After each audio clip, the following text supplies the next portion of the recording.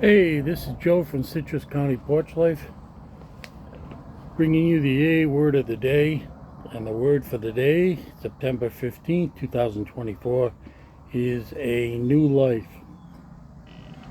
And this is the quote: "Yes, there is a substitute, and it is vastly more than that. It is a fellowship in Alcoholics Anonymous. Life will mean something at last." And that is from the Big Book of Alcoholics Anonymous, page 152. And here is the daily reflections. Life is better without alcohol. AA in the presence of a higher power keeps me sober. But the grace of God does even better. It brings service into my life. Contact with the AA program teaches me a new and greater understanding of what Alcoholics Anonymous is and what it does. But most importantly, it helps to show me who I am, an alcoholic who needs the constant experience of Alcoholics Anonymous, so that I may live a life given to me by my higher power.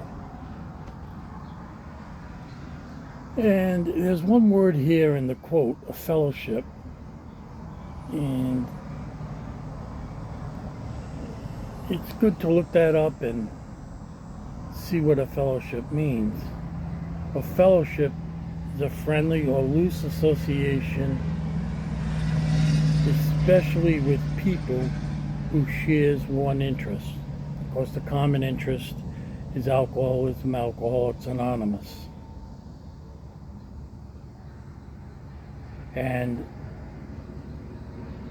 this, when we come to AA, we tap into that source of power. It mentions here, but the grace of God does even better, brings service into my life. And one of the stalwarts of AA in the early days was a wonderful nun, Sister Ignatius. She worked in a hospital that was dedicated to helping alcoholics. In those days, most alcoholics drank, never stopped drinking, and died in a hospital. And when the founders of AA developed the program, Sister Ignatius was very important in the early days of AA. And people were released from the hospital, she would give them a coin.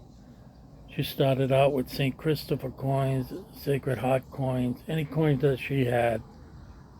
And she gave it to the patient that was being released and said, before you pick up your first drink, please return this.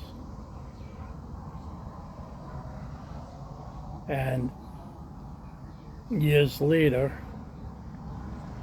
the tradition of the coin, the religious coins that Sister Ignatius gave out, became the coins of Alcoholics Anonymous. A coin on the front part of the coin, if you want to call it the front, the coin has only two sides, and there's a triangle, and in the triangle, the line going up to the top has unity on it. The line coming down from the top to the base has service on it, and the line at the base of the triangle has recovery. And on the other side of the coin is a serenity prayer. That's a pretty well-known prayer. God, grant me the serenity to accept the things I cannot change, the courage to change the things I can, and the wisdom to know the difference. A very profound prayer. And another statement in here, life is better without alcohol. Yes, it is. It's much, much better. You got a lot of time on your hands now, Joe, now that you're not drinking. You'd be surprised how much of my time, working full time, and how much of my time was set in the procuring alcohol. I mean, I didn't have any problem procuring it, but I had this, I didn't want anyone to know the amount that I drank, so I used to go to different liquor stores in my town, and I would, garbage truck just went by. So what I would do is I'd go to different ones. I had a Chevy S10 pickup, and I get like 5 cases of beer and put it in the back of my truck. And that didn't last me very long. I could go through 3/4 of a case in one night. So, and back in those days, before all the inflation, a case had 24 cans in it. I don't know what they cost now. I just have no idea. It's, when I went in a bar, you could get a bottle of the Miller Lite cold bottle, 75 cents, and have a quarter tip for the bartender. Just like you used to be able to get if you smoked. I didn't smoke, but plenty of people did. Everybody in the bars smoked. And you could get a pack of cigarettes for 75 cents. And so I never smoked. So you could have pocket change and get a pack of cigarettes. When I left Rhode Island in November of 2018 and moved to Florida, I know a pack was $10.50 in Rhode Island for a pack of cigarettes. So that was like, it's 20 cigarettes in a pack. It was more than 50 cents. So, and now I think it's $15 a pack. I just can't imagine. I had a tenant who used to, well, she drank a lot. She died of alcoholism. She died of, one of the things associated with alcoholism is portal hypertension. That has to do with your liver and mostly your insides, where the pressure can get really high. And it's not the circulation that is in your heart, but it's 30% of your circulation is controlled in portal circulation instead of cardiac circulation. And part of her stomach, her blood pressure was so high in the portal circulation that it cut off circulation to her stomach, and her stomach became necrotic. So her stomach died. She couldn't eat. That was the first sign of trouble. I heard her fall. She had the apartment above my house. I owned the house. And she fell, and I could hear her banging on the floor. I went up, called the rescue squad. And eventually she ended up in a nursing home and then just slowly died. As her stomach died, she couldn't eat. So it wasn't a very nice death. And I kind of got off the track of what I was talking about. Well, she also smoked. And she used to buy 3 cartons of cigarettes a week. She'd go through 3 cartons. So 200. So she'd go through 600 cigarettes a week. And I'm sure that contributed a lot to her death and the bad state of her circulatory system.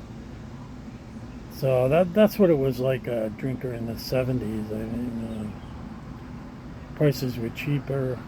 You could drink a lot more. And when I went to the men's bar, when I started going to the men's bar in the late 60s, a frosted mug of beer, there was Narragansett beer up in Rhode Island, was 25 cents. They had a big freezer, kept all the mugs in there, got them nice and cold with some ice on them, and it was 25 cents. So you could bring like, $3 in quarters, and you could drink all day. But things have changed. Prices have gone up, and it's very expensive to go out and drink now. And a lot of times it was drink to meet people, and now the internet takes care of that through different apps, I guess. I'm 74. I'm happy alone. Well, I'm going to cut it short, and we'll get into I like to have a little segment in these readings where I discuss some of the things you see. If you haven't been to a meeting and thinking of going, I can explain it to you. There's a certain ebb and flow to a meeting. The meeting starts, certain readings are said. It closes, certain readings are said. Some meetings have, they have drawings. They give away literature. You have medallion presentations. I'll go over that for lengths of sobriety, and they make it a big deal, especially a 24-hour chip. A lot of people may have a certain amount of sobriety and then they have a slip, and it's very important for them to come back. And everybody that I know of, no one makes fun of them or anything, and they say, welcome back, glad you came back, and they get another 24-hour chip. And I have been very lucky that I've maintained the sobriety that I've had. I haven't picked up a single drink. And well, have a good September 15th, which is Sunday, and a safe day. If you're out on the roads, watch yourself. I know down in Florida here, the roads are getting crowded again. People are coming back. The snowbirds are coming back. Stores are filling up. Churches are filling up. And all the fairs, and as the weather cools down a little bit, there's a lot of fairs. There's a seafood festival coming very shortly to my area, and that'll bring in people from all over.